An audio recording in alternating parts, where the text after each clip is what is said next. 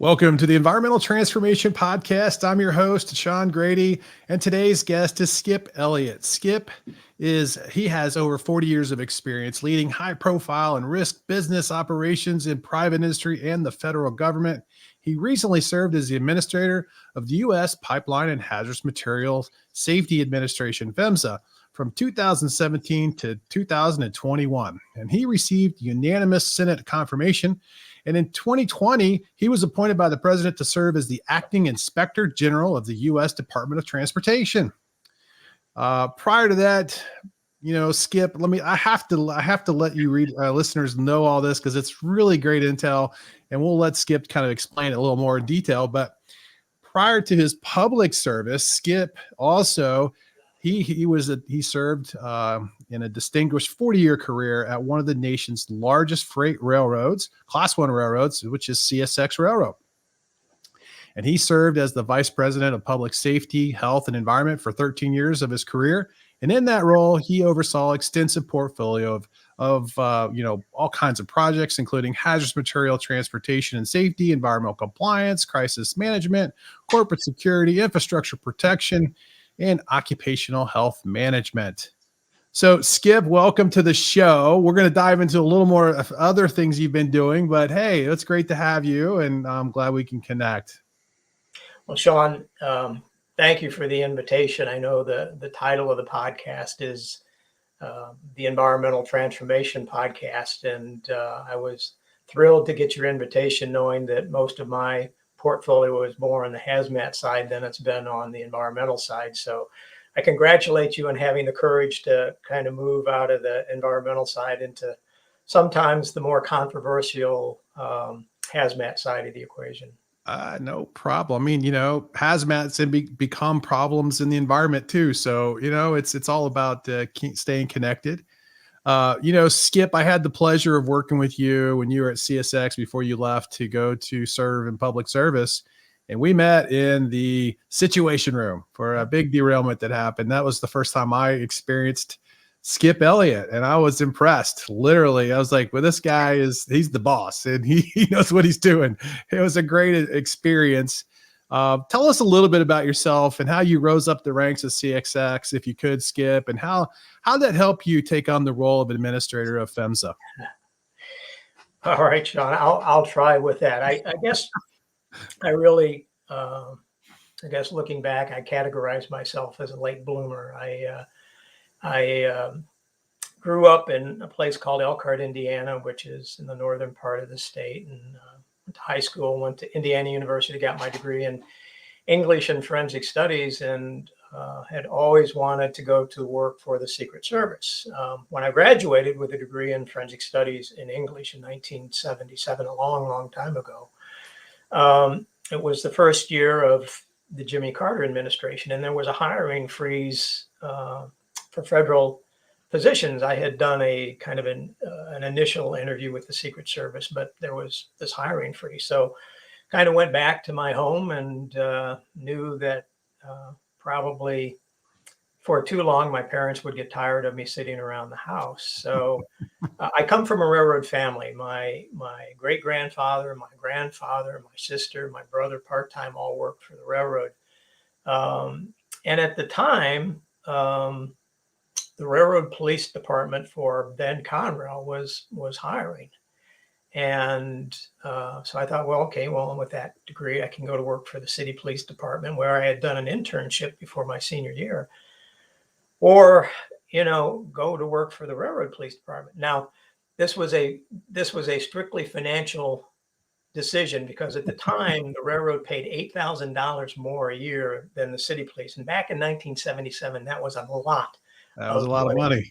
So I figured I'll go do this for a little bit until the Secret Service called.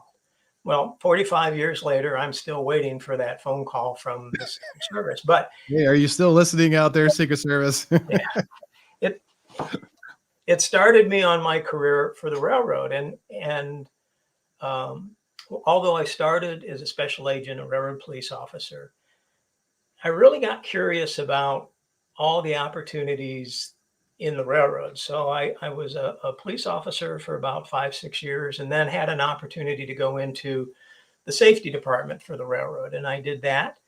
Worked out of Chicago for about a year and a half and ended up getting promoted out to Philadelphia for one of our regions then.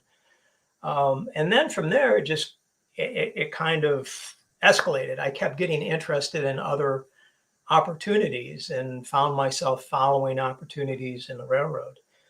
When Conrail in 1998, technically, I guess it was, when Conrail was split between Norfolk Southern and CSX, I had the opportunity to go down to Jacksonville, Florida, and run the hazardous materials group for CSX Transportation, which I did for a while. And then the rest, when you read everything that I did while I was at CSX, I don't know how to put it really. It's just that like every opportunity that came along that perhaps nobody else wanted to do or had some element of risk to it kind of got tossed over to the work that I was doing. And you know, when I retired in 2017, it was this wonderful group called Public Safety, Health, and Environment, which basically was responsible for everything in the world of crisis on the railroad: environmental, hazmat, the police department. This, of course, after September 11th, there was a big focus on homeland security issues in the railroad, but also had the opportunity to get involved in the medical department and employee assistance. So great career. I mean, I think I'm one of the most fortunate people who ever worked on the railroad to have so many opportunities during my 40 years. I retired in 2017 after 40 years. I was ready to retire. I had built what I thought was an extremely strong team. The folks that were coming up behind me were more than capable to run the organization. And it was also the beginning of a change in the railroad industry with the onset of precision scheduled railroad, which I kind of knew, would cause a tremendous change in the look and feel of the railroad industry in the U.S. So the opportunity was there for me to retire after 40 years, to leave on a high note, and I decided to do that. Yeah. That's great. That's great. So, you spent your time at CSX, you've learned so much, and then you get a call to go to public service for the pipeline and safety, material hazardous material safety group. I mean, PHMSA, that was a big, like, whoa, that was a curveball, maybe a big step up a little bit, because now you're not just CSX, this is for the entire nation's safety, right? Pipeline safety. Yes. Yeah. PHMSA is responsible for it's 3 million miles now, but then 2.8 million miles of the nation's liquid and gas pipelines, and the 1.2 million daily shipments of hazardous materials by all modes of transportation: air, water, highway, and rail. Right. PHMSA also has the responsibility of writing the hazmat regulations for all modes of transportation, which to me was a very unique thing. But PHMSA, before PHMSA, was an organization called RESPA, the Research and Special Programs Administration. And during my time in the railroad, I had worked with PHMSA, I had worked with RESPA, and also had worked with the Federal Railroad Administration. When I interviewed, I worked for Secretary Elaine Chao, who I have tremendous respect for, because she was not looking for politicians or bureaucrats. She wanted practitioners. She wanted people that had run organizations successfully and that could come in and run the agencies within the Department of Transportation much like a business, and to take care of the people. She didn't always think that the people in the agencies at DOT had always been fairly treated, and she very much believed that employees needed to be treated with great respect. So no experience in federal public service, but I believe that, if you're asked to go and do public service, and you can, you should. So, I got an apartment and went up to DC and spent close to the next 4 years.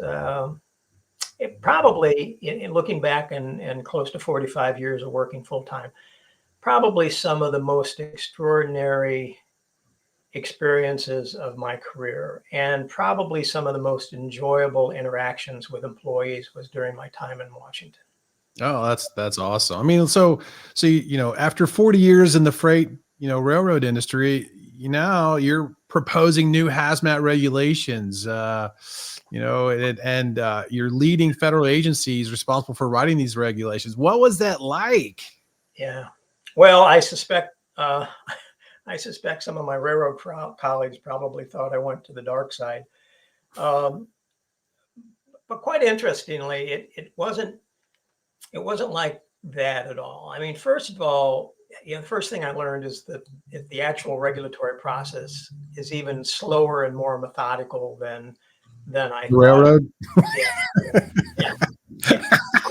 On average, it takes about 2 years for a regulation to move from a notice of proposed rulemaking to the final regulation. And between those steps, there are so many reviews and checks and balances, both within the agency, but also within the Department of Transportation, which has its own bureaucracy, as well as the Office of Management and Budget, as well as Congress. So there are so many opportunities for a bill to be changed and modified, and all of that just is so incredibly slow and tedious process. At PHMSA, I may be a little bit wrong, but between pipeline and hazardous materials, there were over 30 regulations in the process at any one given time.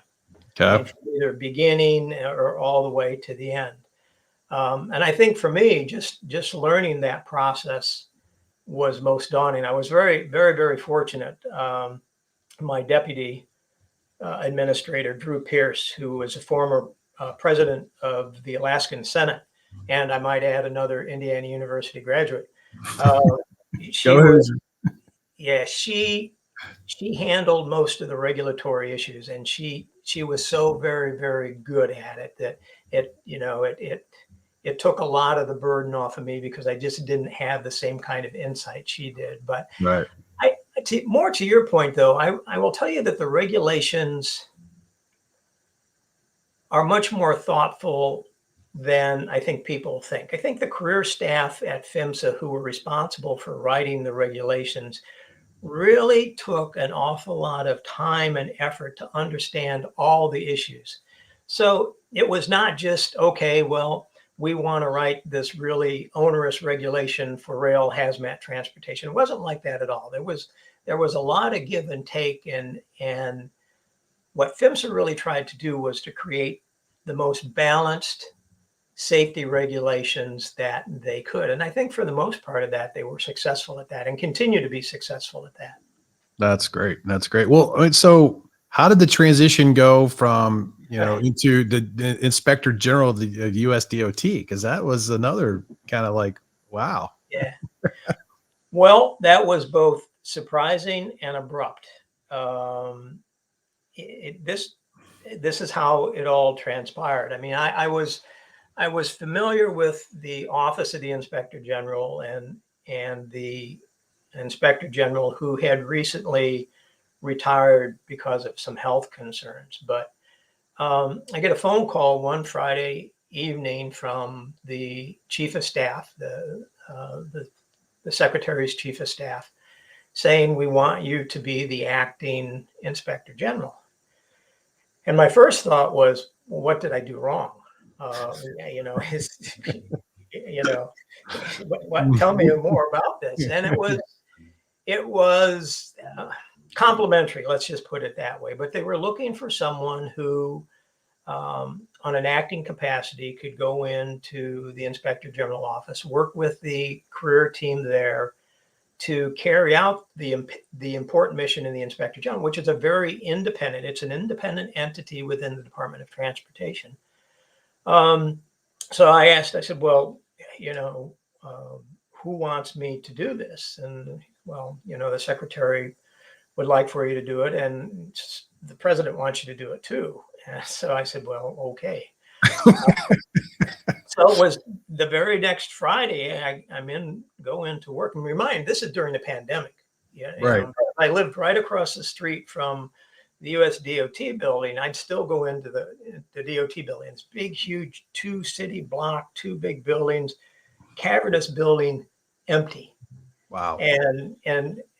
But during the day, there were the cleaning people that came and sanitized everything a couple times. So it was probably the absolute safest place to be in Washington, D.C. during the pandemic. Probably so. Yeah. But the following Friday, not much really was said during that week. I get a phone call, and it's from the White House saying, we're bringing over your paperwork that says you're the acting inspector general. And sure enough, they brought over a document signed by the president that said, you are now the acting inspector general until you're told to do otherwise. I will tell you this. I think offices of inspector general get a bad rap. And I have to tell you, this was, of my time in Washington, working with the folks at the inspector general's office, was probably the highlight of my almost 4 years. I enjoyed that job tremendously, simply because of the executive staff that responsible for doing both the audits as well as the criminal investigations were just so welcoming. And on the criminal investigation side, they had never had an inspector general that had a criminal justice background. So there was this affinity with that group, and getting to learn about the work that they do and the audits, just the depth and breadth of the audits that they do. And again, some people think, well, inspector general's office come in just to find fault. That wasn't the case at all. I mean, they're very fact-based, very independent, but they were just genuinely dedicated professionals that I still get the opportunity to talk and text and email with them on occasion, and just very, very much enjoyed that. And I'm glad that during my time in Washington, I had the opportunity to be part of that. That's awesome. I mean, that's sounds like a really thrilling opportunity. Is, hey, the president's calling you. Hey, we need you to hear. It's like, okay, Yeah. I'll do it.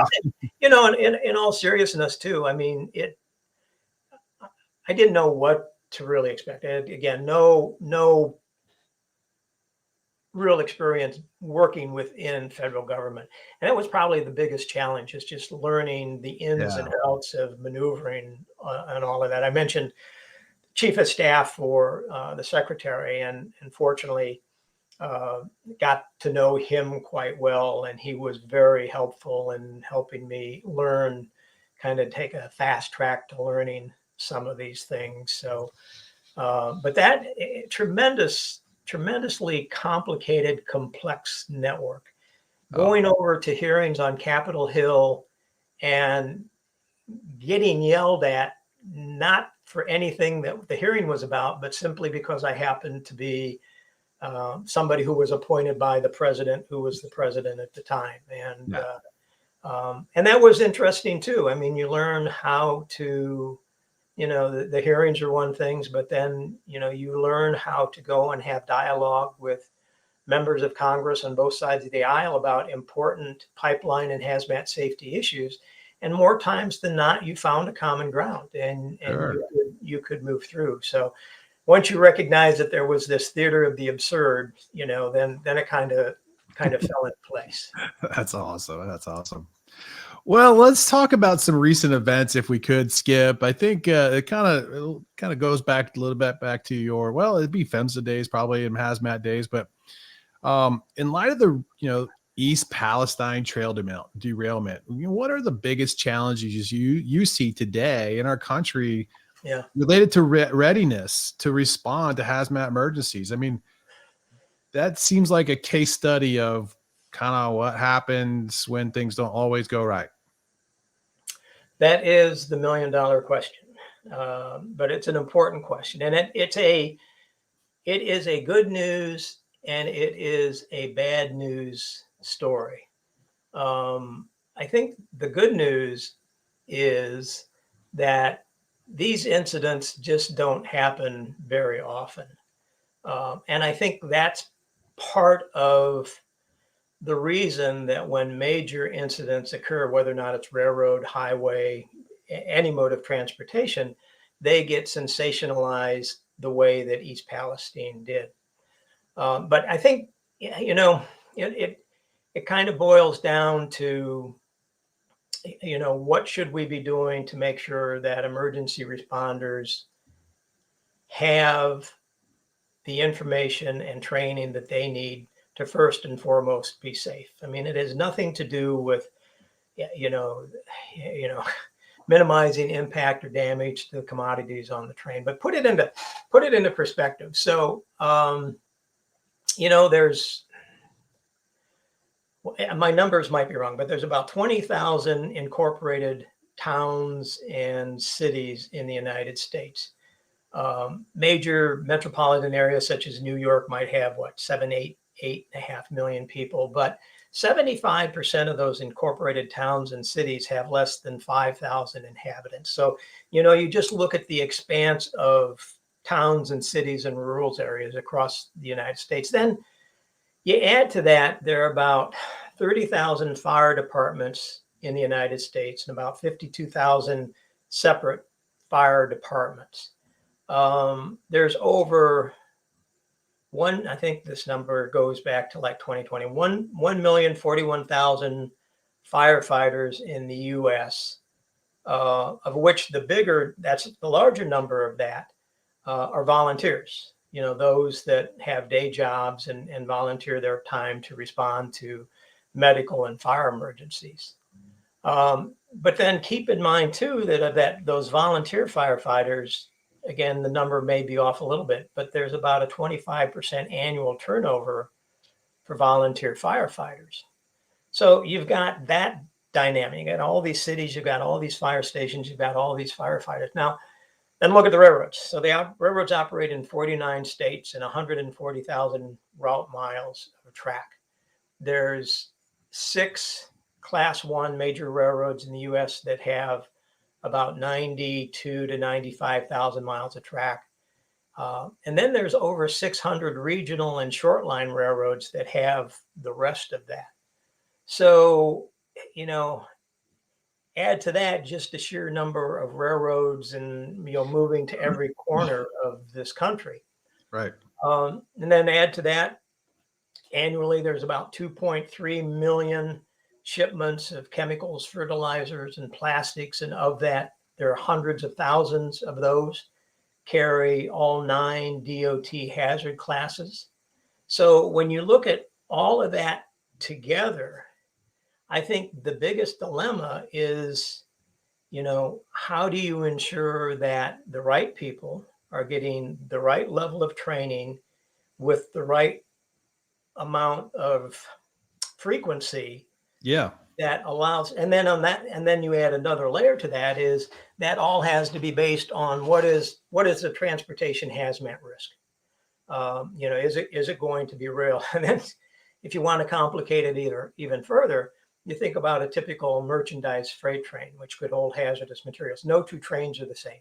Mm-hmm. Hazmat's different, location in the train are always distant. So there's never any consistency if you do have that derailment, such as occurred in East Palestine, to know or expect what commodities might be involved or where they might be at in the train, just given all of those dynamics. Then, and I always add this to the conversation, keep in mind too that railroads are common carriers.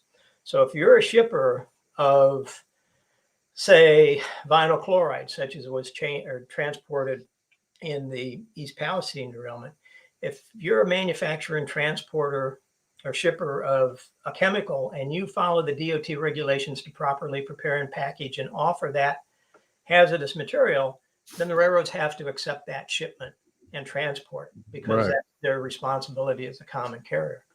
And I think a lot of my pro railroad kind of hardcore philosophy got tempered during my time at DOT, but there's just so much dynamics. How do you sort all of that? The emergency responders are always looking for more training, more money to do training. The railroads are doing their very best to do as much training as they can, but their networks are so large. How do you make sure that you get to everybody with the frequency that you need? And then don't forget about, another important ingredient there. That's the emergency planners and the emergency managements. I mean, they're the ones that really need to help prepare their community and understand the risks involved in moving hazardous materials through a commodity. So, you know, that's just, it's kind of this unwieldy thing that I worry about. But again, it goes back to the good news story about it is that they just don't happen very often. Yeah.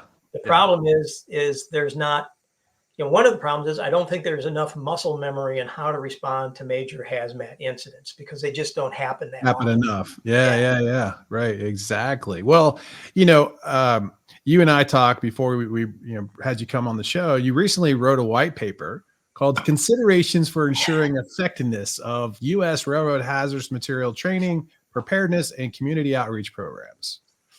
And I read that document that you shared with me, and it's very enlightening and really insightful on the fact that, you know, there are a lot of gaps. There are a lot of considerations to think about. There are some really good training programs that are going on that, you know, recognizably are really effective at helping respond to these things. But how should this really be kind of, you know, formalized in a more cohesive way so we can ensure, like you mentioned a minute ago, that muscle memory? How do we make sure people are constantly on the ready for these types of events to happen? And I think you outlined a lot of these types of concerns in the white paper. And by the way, for the listeners, we'll share this document if you up on my website. You can get a hold of it, and you can access it there for sure. I'll make sure everyone can get access to it. Yep, Skip's got a copy of it right there. It's a really great read. I'd highly recommend it. You know, maybe talk a little bit, if you could, Skip, about, you know, how you guys pulled this together, and you know, what's involved with this. Thanks, Sean. And by the way, that was the short title of the paper. I won't get involved in what the long title of the paper was, but we just never got around to figuring out how we condensed the title. So the history of this document, which we submitted to PHMSA in May of this year, actually goes back during my time in Washington and in DOT. And Bill Schoonover, who is the Associate Administrator of Hazardous Materials Safety at PHMSA, and somebody I've known for many, many years, and is probably one of the most knowledgeable individuals in modal hazmat transportation I have ever met. I mean, he's just a joy to work with. And we had many, many early morning conversations during my time at PHMSA about what was happening in the railroad industry. The railroads were going through this transition, moving to precision scheduled railroading, PSR.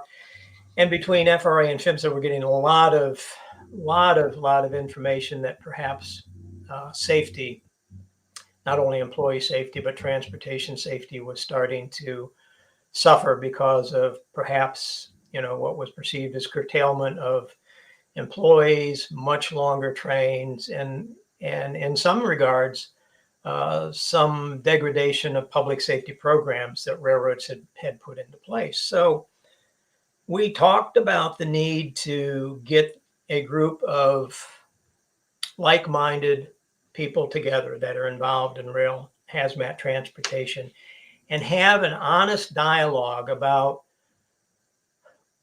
what is being provided today by the railroads. Is it what the emergency responders need? Is it being provided in a manner where the retention is adequate? Is the level right for, say, you know, the newest volunteer firefighter up to, you know, a very sophisticated hazmat team? And are we getting to the right locations? You know, the metropolitan locations, but the rural areas as well. So fast forward, I leave PHMSA and DOT in January of 2021. I took a self-imposed real retirement for a few months, but then started to talk to Bill again about writing a document that would kind of address these concerns. And one of the basic foundations of what we were looking to do, we wanted to get input, the contributors from the spectrum of what we're talking about. So the fire service, emergency management, I kind of represented the railroad side, although we had somebody else from the rail side, the chemical industry as well. And then we had another individual that I've known for years who not involved in the emergency response side of it, but is a kind of a futurist, somebody that could help us make sure that we weren't missing anything. And we didn't want to bring in anybody who was currently working in any one of those industries, because all of those industries between fire service and railroads, fire service and railroads and chemical, they're all very proud of the work that they do. And we thought that if we did that, there would be this defensive posture that might come into play. So I simply started to reach out to a lot of folks like me who were retired that I had worked with during my railroad career of 40 years. And across the board, all were more than willing to participate. And these were folks that these were best in class people in their specific line of work, whether or not it was fire service, emergency management, chemical side, the railroad. I mean, these were household names within those industries. So we started to collaborate, and what we really started to originally envision as maybe a 10, 12 page white paper ended up being over 70 pages. And what we identified were 17 different topics that we discussed in the document. And then after the discussion, we felt it was important to ask kind of important questions about what needed to be evaluated or looked at and determined within each one of those topics. And there were over 120 questions that we ultimately answered, or asked, I should say. We didn't ask. And then at the end of the paper, we pleaded more or less made a recommendation that there needed to be what we call this conference of railroad hazmat thought leaders that could come together and go through this document, have somebody facilitate it, kind of bring it together so it made sense. We submitted it to PHMSA. Somebody said, well, why PHMSA? Why not Federal Railroad Administration, which is a valid point. But early on during our discussions, our colleagues in the fire service and emergency management side really thought that this might have a place beyond just the railroads. And since PHMSA has kind of this regulatory safety oversight on all hazmat, that's where we ended up putting it. And so PHMSA reviewed it, and again, many thanks to Mr. Schoonover, but PHMSA has agreed to fund this conference. They have partnered with the Department of Energy, their Hammer entity out of Washington State that does a lot of hazmat related training. We've had at least one initial discussion of kind of a smaller group, but we're hoping, and I think it's nothing is for certain yet, but we're hoping that maybe spring of 2024, there will be this gathering of railroad hazmat thought leaders to work through, these 17 issues and these questions. The ultimate, what we hope will ultimately be the outcome, will be kind of a level playing field. I mean, again, earlier in the discussion, I laid out all these different variables, and there's so many, each railroad's doing their own thing. Fire departments based on, funding and capabilities and, do their own thing. It's, how can we get some consistency through all? Because ultimately it's safety, and it's the safety of our nation's emergency responders that's so very, very critical behind us. Well, one of the things that I picked up out of the white paper is, what constitutes the essential minimum baseline for training to be offered to hazmat responders. That's one question. And then maybe should there be national required curriculum for rail hazmat training for emergency responders? I mean, those were two big takeaways. I was like, those would be really what should it cover, and should there be, a national requirement? So to answer the first question, I have an opinion, but ultimately I think how much training and of what nature is provided really is ultimately going to need to be determined by the emergency response community. I saw a social media commentary by a guy who I have tremendous respect for, Rick Ettinger. He was a retired fire chief out of Central Virginia, and he's the chairperson of the NFPA Hazardous Material Committee, and he writes a lot on social media, especially LinkedIn.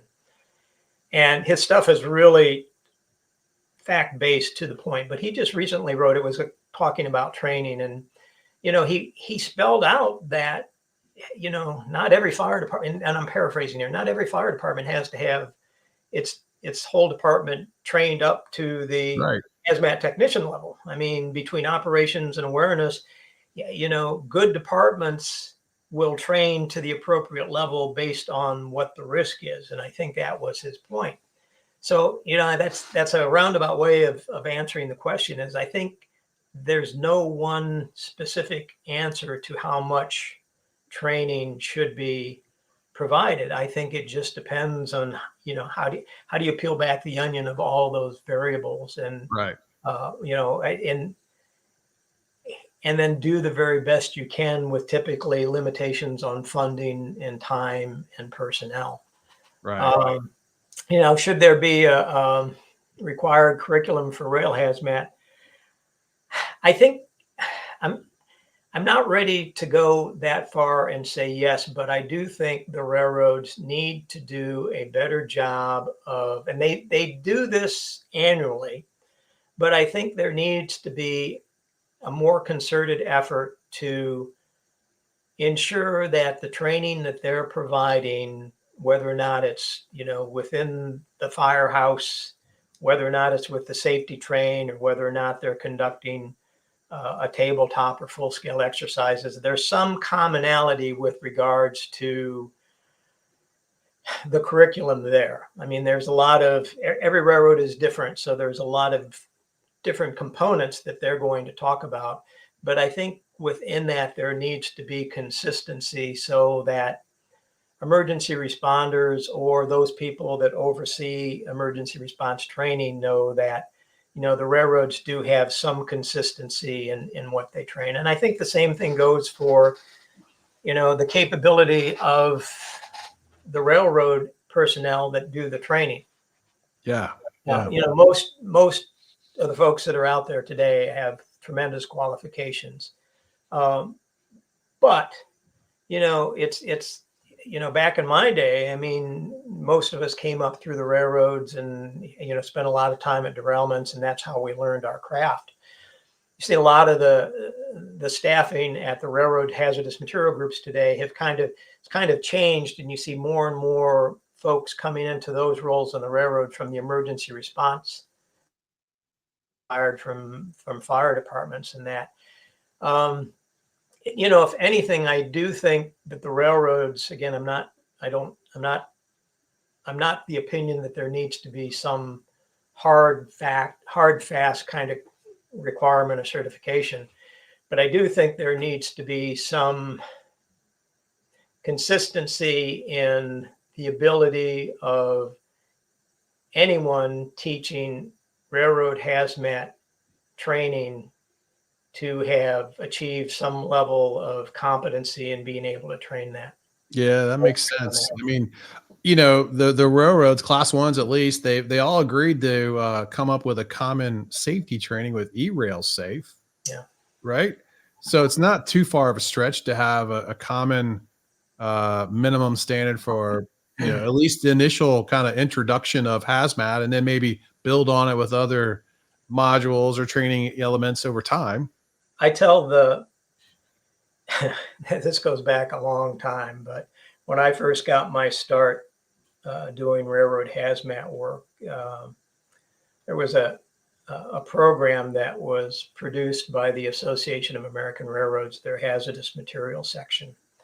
And back, I mean, this is how old it was. I mean, it was a five slide projector carousels, the round, and you had the slides, and you put it in a slide projector. But it was, back then it was pretty fancy because you put the slide projector in and it had sound to it, and it would kind of go through, 5 different elements of railroad response, from placarding to shipping documents to initial response. And, I thought about the hundreds of firehouses that I went into with this program. And I looked back and I said, the one thing that was very, very good about that is that all those hundreds of fire stations and firefighters got the exact same training. Right. Yeah. I mean, it was a very, very good program. I mean, it was very informative. It was very educational. The whoever produced it, I mean, did a very good job of making sure there was enough fire and brimstone and sirens and things to draw the emergency responders into it. But in retrospect, everything, whether or not it was from Indiana to New Jersey, everybody got the same training, the same content. And to me, that's important. And I think that's what we have to maybe go back to now. We're much more sophisticated with safety trains and, talking about valves and fittings and doing things. But I think we have to get back to a certain amount of consistency in what we provide training on. Well, I think, previous conversation, you and I both, we're CHMMs, Certified Hazardous Material Managers. It's a credential in the industry that, for a lot of professionals carries a lot of weight because you're super knowledgeable about the regulations. So whether that's, air and waste and water, you in safety, you come across and you learn about all the various aspects of hazmat. And then you're not an expert in all of it, but you have a baseline awareness. But what we're talking about is more specific to emergency response activities around a huge type of a spill, derailment. Do you feel like maybe there ought to be an industry credential that could support the rail industry in this space? In this area, I do. Again, I think that in this rail hazmat response is pretty darn sophisticated, and you want to make sure that the folks that are training it have a certain basic understanding. Now think about who's training. I mean, it's besides the railroads.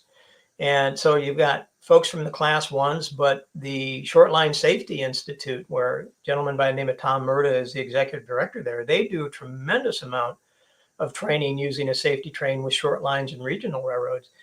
But then on top of that, you've got a number of private entities that teach either broad-based railroad hazmat training or kind of very specific, like, okay, I'm going to teach a class on reactives. How do you do that? And there's probably some understanding about the backgrounds of the folks from the railroads that train emergency responders, but there's probably less understanding about the background of the people that put out their shingle. Guys like me that have, do consulting on the side, why should I trust him? He talks a good story, but, can he, what's his experience? What's his education? What's his background? Yeah. Has he ever been to a vent and burn? Has he ever been to a derailment? So there's less, there's less understanding about the ability of some of those folks to, what their backgrounds are. So I would be very much in favor of something similar to like the CHMM that is very rail hazmat specific. Right. You don't have to get it, but if you do get it, it tells somebody that wants to make sure that they're getting a qualified individual, right? A qualified individual that, okay, this person has sat for the exam. I still, when I think about taking the exam, when I did at the University of Pittsburgh, I still break out in a sweat, so it was many, many, many years ago. And that was a hard test. Yeah. But so, I'm in favor of something like that. That's great. Because, to have that level of a credential, it's just like with the CHMM, you have to do ongoing continuing education to maintain your level of awareness and understanding of what really needs to be trained on. which I think would lend itself to this concern of, do we have adequate training for all our people responding to rail events, right? So, yeah, I mean, they're going to have to, if they get the credential and they want to maintain that credential and that credibility in the industry, they would also have to maintain certain levels of continuing education to make sure that they're up on top of the latest and best trends of responding.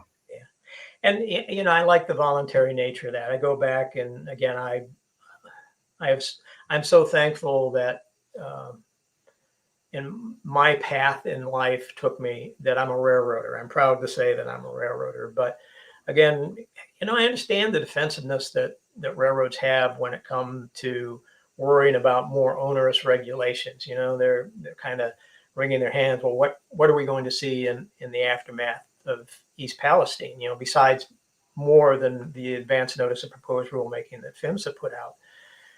So I mean, I understand the defensiveness that the railroads have, but conversely, and I think what you're talking about, Sean, is I like that, because I think we all have to continue to get better at what we're doing. And I look at technology in the railroad and how much technology has changed the railroad industry, and I see how much technology with things such as Ask Rail and how much technology is going to change how we train, or what the expectation we have of emergency responders is. Yeah. And I just think, you don't have to do it, but if you want to be the best of the best, then, this is something that I think is a good idea. Well, I think too, nowadays with the, I guess I'll call them the new employees coming into the market. I mean, they're new, they're young professionals.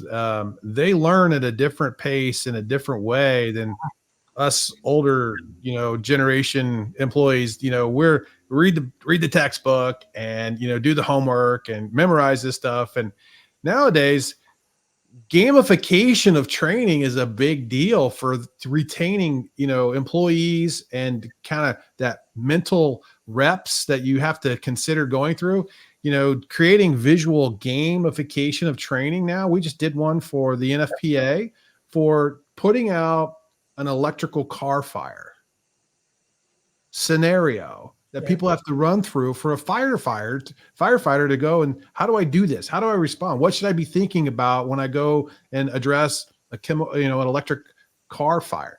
Those types of trainings, I think, are ways from a technology perspective that can revolutionize the way the industry is going to train, learn. And, I think it's the next wave of, kind of making your point here of keeping people trained. Kudos to your organization. One of the discussions we had, because I think you're exactly right. I think, you're explaining some virtual reality work you're doing on training for one of the Class 1 railroads and how to understand train consist information. Yeah. I do see that as the future. I mean, again, with this newer generation of emergency responder that's coming in, or even railroaders,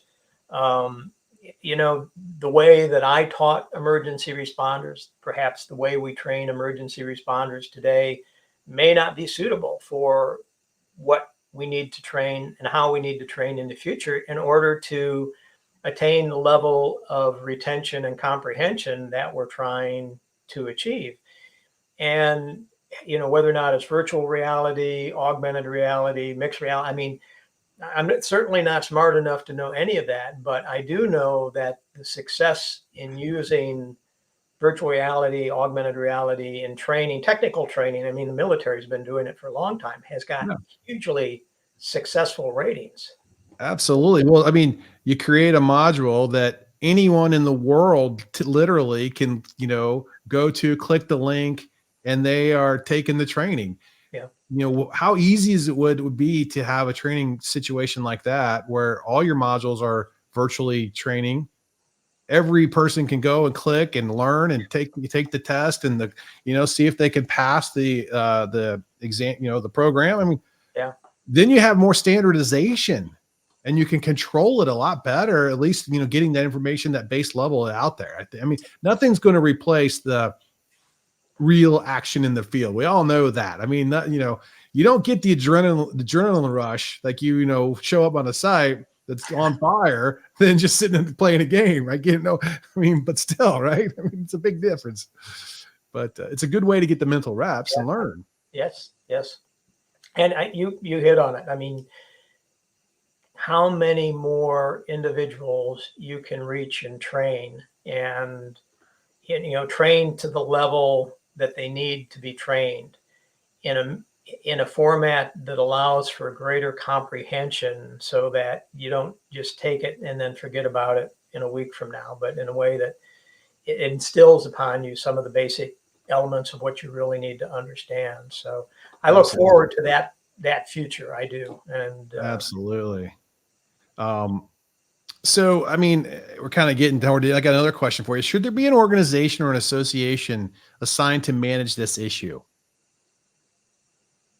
Like, should somebody be overseeing this from maybe a government, funded organization, or some nonprofit that's got some authority, or maybe it's the class ones set up a partnership, private partnership or something. I mean, what do you think about that?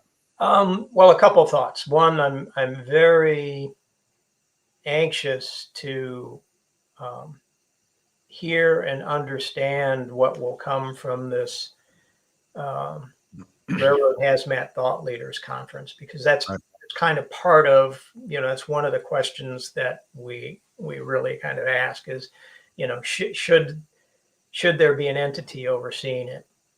I know that, this is one where, depending where you're at in the spectrum of firefighter emergency, I mean, you might have a preference of where it resides, for sure, ownership because of the power of the pen, then I can do that. Sure. But I will tell you this, I think I'm always going to revert to what I think should be a responsibility of the U.S. freight rail industry, because they're the ones that, so freight railroads, railroads have been around for 200 years. We've been moving hazardous materials for about 150, 160 years of that 200-year history.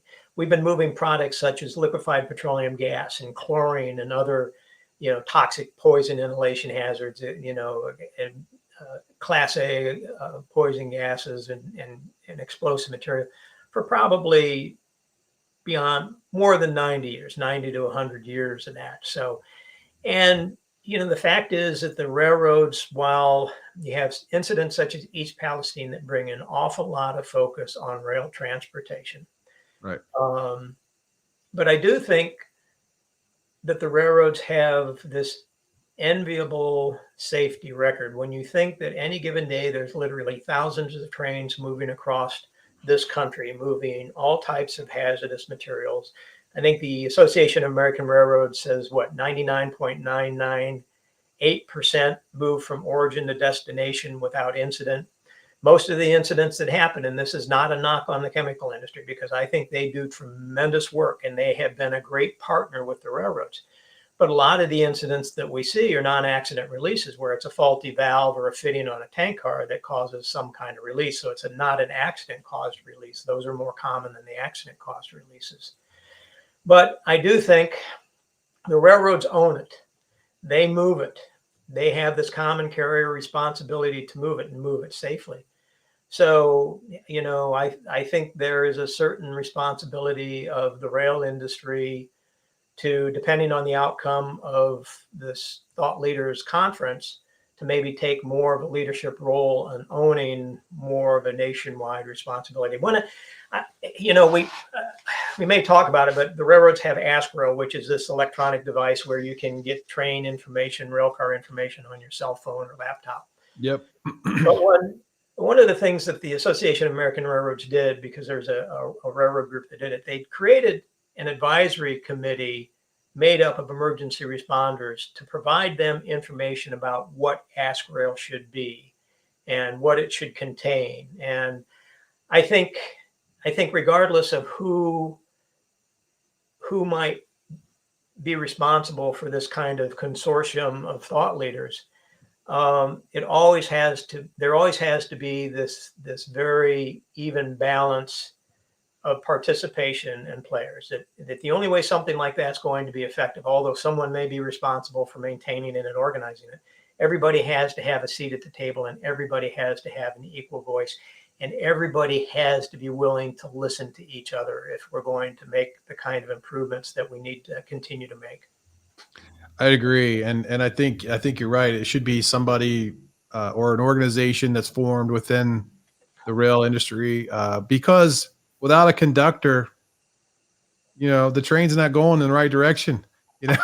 And if every train company's doing their own thing and no one's really bringing everybody together, we're going to be in the same situation we are now. I don't see a lot of things changing. I'm just kind of curious your thoughts. I think somebody needs to own it a bit, and then I think it'll get legs with everyone's equal participation, like you just mentioned.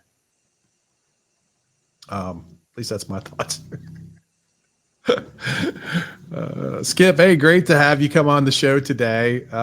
Lots of great content, and I think the white paper that you put together is very thought-provoking, and I think on point with a lot of the concerns that I think folks in the rail industry are concerned about, folks that are in the hazmat response, the consultants that are supporting this as well, the fire departments, everybody that's involved, local municipalities, small towns, large towns. I mean, this will be, I think a very important topic that most people are going to really want to kind of see, come to fruition of some sort, to be addressing these ideas that you put in the white paper. So can't thank you enough and your cohorts for putting this together. It was really good.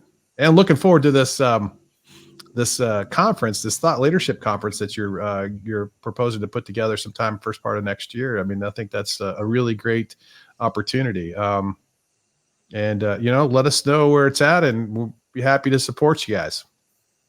Well, thank you, Sean. And again, I was fortunate because, a group of colleagues and I had the time and the wherewithal to basically, bring some of these topics, issues, and questions forward. The time was right to do it.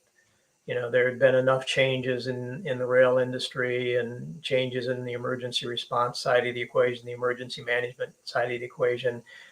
And then you have an incident such as what happened in East Palestine, Ohio, that I think really underscores the importance of what we're trying to do in this paper. And again, all of this has to be a collaborative, collegial effort across the whole spectrum of emergency response, emergency management, the railroads. And if nothing else, again, I go back to what I said, it's time to bring the right people together and evaluate and calibrate what it is we're doing to ensure that the nation's emergency responders today are receiving, the right kinds of training, that we're getting to the right people with the right frequency. But then I think as you teed up, talk about what's the future of the training going to be, because if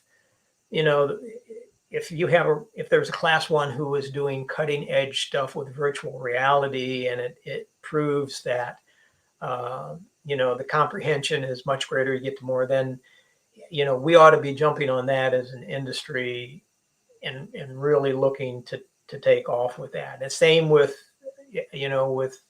things such as AskRail. I worry a little bit about technology. If, while I think AskRail, AAR says there's more than 2 million recipients, people using AskRail. And I think that's great. I mean, when I was with CSX, it was during the developmental times of AskRail. But when you look at what happened in East Palestine, the East Palestine Fire Department did not have access to AskRail. They do now. And then, my railroad, CSX, just had an incident down in Kentucky, again, a small volunteer fire department. There were a couple loads of sulfur that spilled and caught on fire. And I don't know the answer to this. Did they have AskRail? I hope so.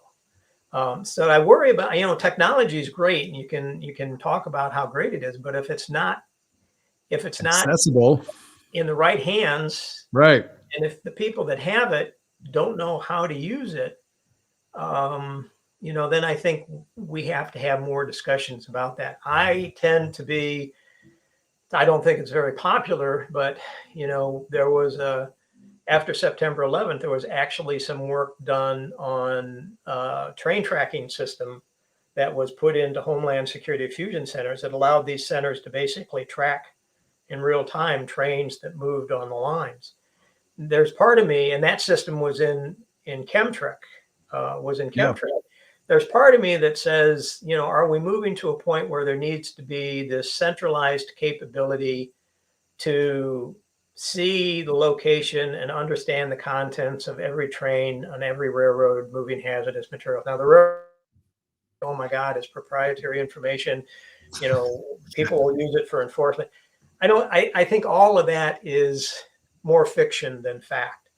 But there's part of me that says if you reduce who has access to this information, but has the technological capability of accessing it right away when you need it, and then getting that information to the fire chief or the emergency responder within a matter of minutes, if the railroad hasn't done it, then that's something that I think we have to look at again. Again, it's probably not a very popular, concept right now, but I remember what one railroad did after September 11th, and I know the capabilities there.